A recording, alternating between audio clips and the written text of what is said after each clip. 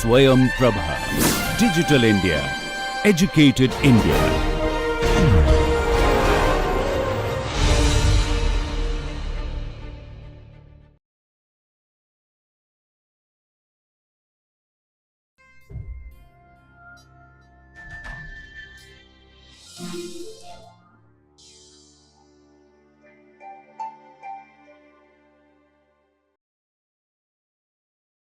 Welcome to class. Today we'll talk about MAK Halliday and his work. Though he is not included among the scholars of social linguistics, but he did work on the aspect of language in society. So conventionally, he is regarded as a generalist and attributed for developing a new linguistic model called systemic functional grammar. Systemic functions of language, SFL. And his entire thrust was establishing the fact his language is all about meaning making. So he looked at language in a socio-cultural context and how meaning is made out of it. And my attempt to include him in this discussion is to underline the fact that even if he is considered as a generalist, this is how he called himself, and not a core social linguist. His contribution in understanding language from social perspective cannot be ruled out, because after all, if we are talking about meaning making, we are talking about language in society, language in context. We are talking about use of language use, and that's the reason why I have included MAK Halliday in our discussion. And towards the end of the discussion, we will be able to understand the reason behind including MAK Halliday in this list of all other scholars in social linguistics. He was a British scholar and linguist, MAK Halliday.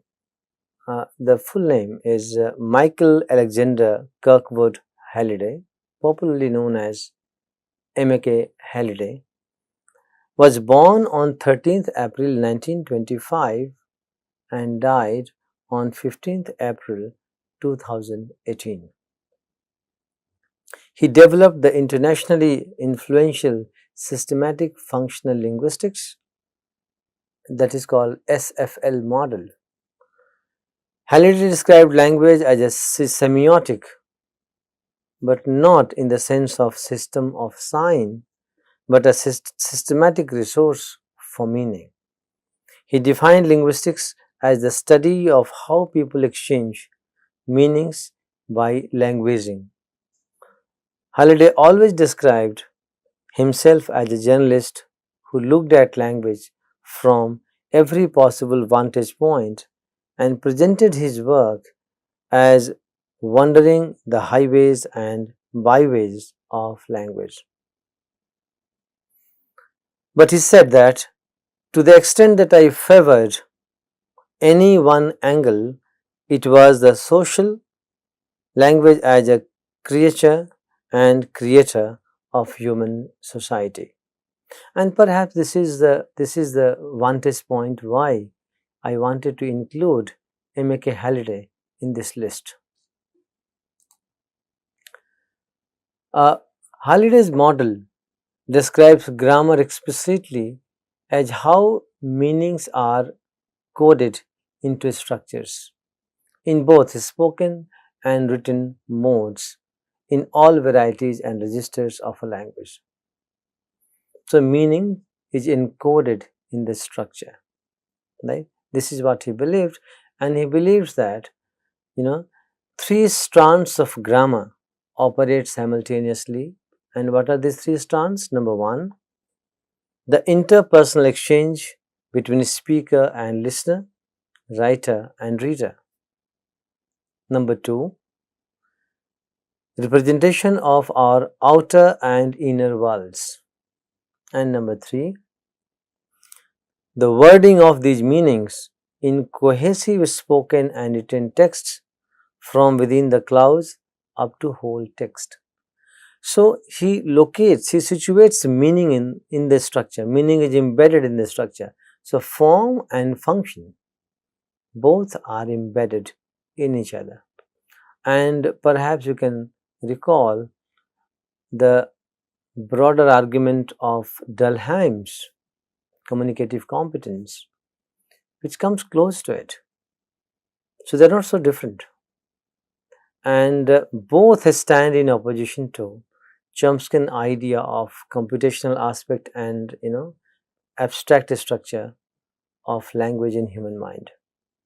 And perhaps this is the reason why I want to put him in this list of discussions of scholars who gave directions to social linguistics.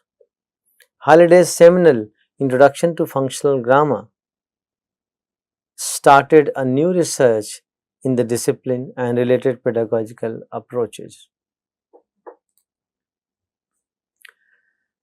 About his journey and bio note, he was born and raised in England. His parents nurtured his fascination for language because his father himself was a dialectologist, a dialect poet, and had deep interest in Elizabethan drama. He was himself an English teacher. His mother had studied French apart from her mother tongue, English. So she got this, he inherited a deep interest and a profound love for language from his parents. In 1942, Halliday volunteered for National Service Foreign Language Training course, and he was selected to study Chinese on the strength of his success in being able to differentiate tones.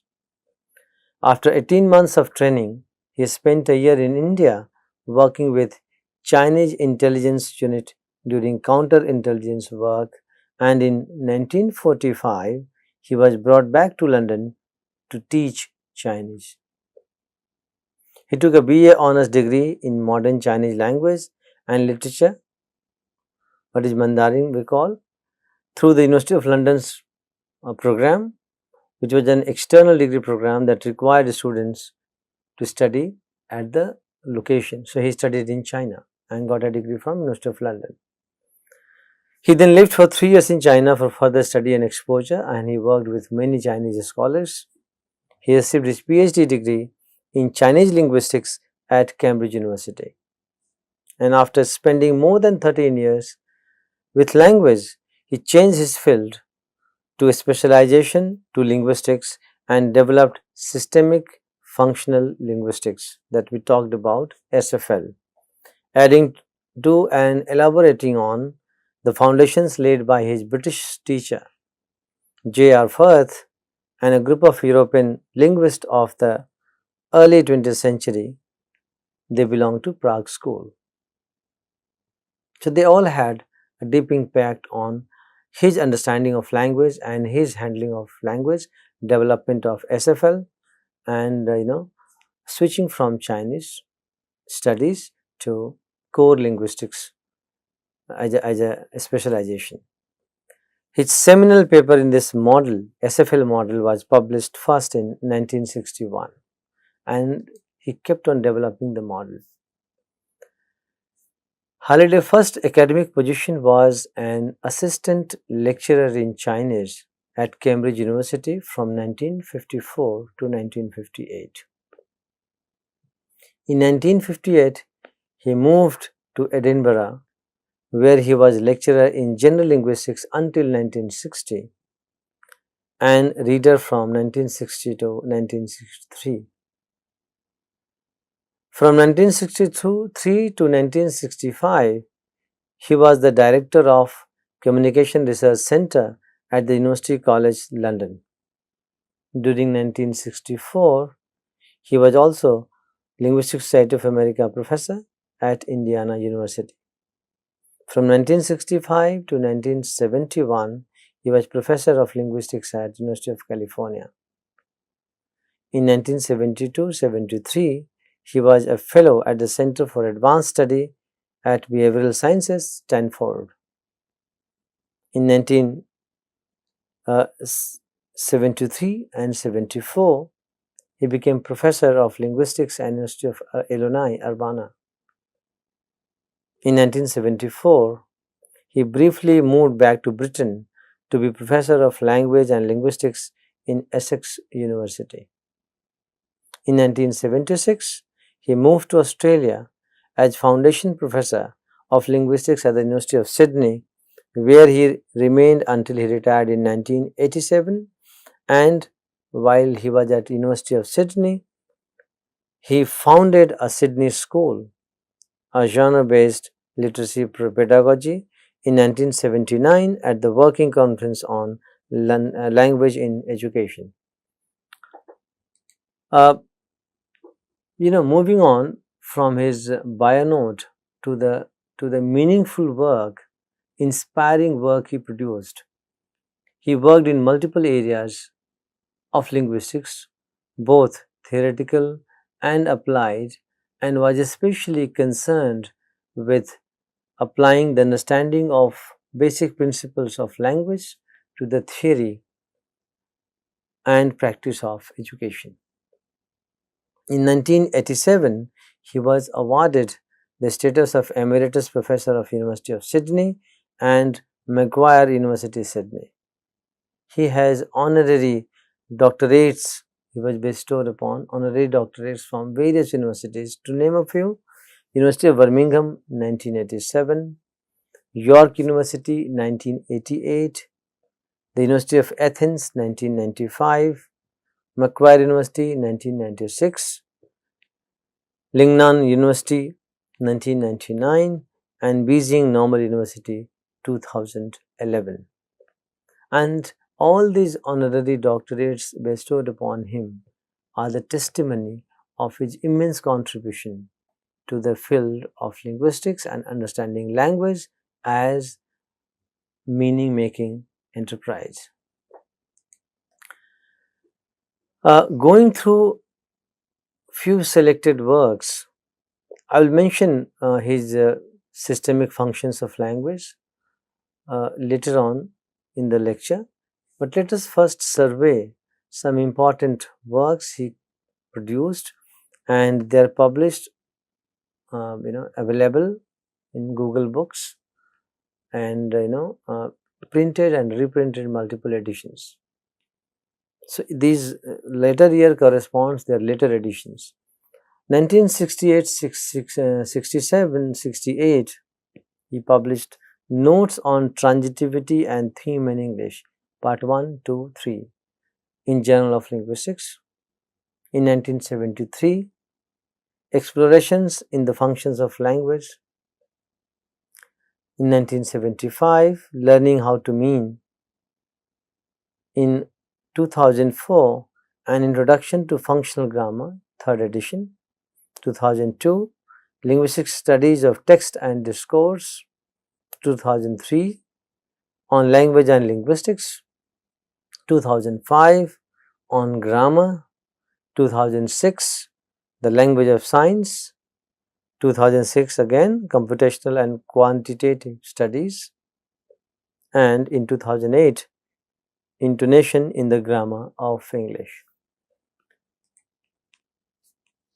Why I included MAK Halliday in the list becomes very clear and evident if you go by the quotation by Halliday himself, what he says in his own words. He says, if you say that linguistic structure reflects social structure, we are really assigning to the language a role that is too passive. Rather, we should try that linguistic structure is the realization of social structure, actively symbolizing it in a process of mutual creativity. And that's a little departure from the rest of sociolinguists who, like Lebov himself, correlated linguistic structures with social structures. But he's saying that linguistics has a dynamic role in this relationship. And that's what he means by saying that we are really assigning to language a role that is too passive when we correlate the structures only. Rather, we should try that linguistic structure is the realization of social structure, actively symbolizing it in a process of mutual creativity. A little departure from the widely held belief in social linguistics about language and social structure. Because it stands as a metaphor for society, language has the property of not only transmitting the social order but also maintaining and potentially modifying it. This is undoubtedly the explanation of the violent attitudes that, under certain social conditions, come to be held by one group towards speech of others. So, he looks at language from a dynamic perspective, and he looks at language as a dynamic social entity, which is not passively correlating with the social structures, but actively demonstrating a dominance and mutual creativity. So, language is not at receiving end, but it has a very significant dynamic role in society. And language is all about meaning making, the sense that defines our understanding and that outlines the social structure. One of the important influential works that made a huge change in the way we looked at language acquisition, and that also combined with Dalheim's communicative competence advocated for a new methods of language teaching that we call communicative language teaching, where two elements were very instrumental. One, the idea of communicative competence by Dalheims, and the MAK Halliday functions of language. That gives foundation to the emergence of this new teaching method called communicative language teaching. And I am referring to that functions of language as put forward by MAK Halliday. So, on children's language development, Halliday evaluates the term acquisition, in which language is considered to be a static product which the child acquires when sufficient exposure to natural language enables parameter setting. Remember and recall this word parameter. It comes from Chomsky tradition. So, the whole idea of language acquisition process and principles and parameters, he looked at the same phenomena from a different perspective. In Chomsky phenomena, it is structure centric. In MAK Halliday phenomena, it is all about meaning making. So, meaning becomes primary, encoded in the structure, and somewhere closer to Dalheim's idea of communicative competence, where he talked about pragmatic competence and grammatical competence are intertwined, and the Chomsky idea of I language, E language at two separate levels are not tenable. This is what also is echoed in this idea that Halliday puts forward. So, he examines the concept of acquisition, language acquisition, and examines the idea of principles and parameter setting. So, Halliday argues that children develop a meaning potential. So, it is not structure alone, because the structure without meaning is nothing. So, child does not only acquire a structure, but child acquires the capability of meaning making, meaning which is embedded in the structure. So, learning language is learning how to mean, right? Learning how to mean, the reference Halliday, MAK Halliday 1975, the name of the publication is Learning How to Mean.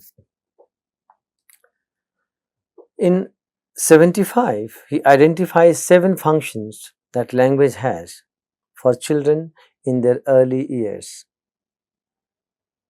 Halliday identifies 7 functions, right? And he says that children are motivated to develop language because it serves certain purpose or functions for them. The first 4 functions he identifies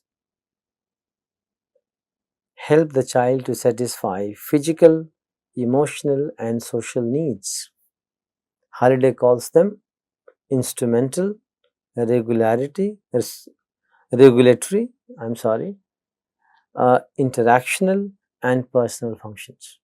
So, out of 7, first 4 are there to meet the emotional and social needs of the child, and that's why they work as a motivational factor for the child to learn a language. And what are these functions? Number 1, instrumental. Number 2, regulatory. Number 3, interactional. And number 4, personal functions. And the last 3 functions he identifies are superior. These are the primitive fundamental functions. And then next 3 functions are heuristic, imaginative, and representational, all helping the child to come to terms with his or her environment. If you want to know more about these functions of language, you can watch the video on systemic functions of language by MAK Halliday. We did early. You can watch it again and you can know more about the functions of language in terms of Halliday's framework. So, this is it for now, and we'll continue a total assessment of all these people's work and its impact on overall sociolinguistics discipline. We will evaluate the contributions of all these galaxy of scholars who inspired the discipline, their contributions, how their contributions give a definite shape to the discipline and helped it emerge as an independent discipline in linguistics. With these, stay tuned in. See you in the next class. Thank you.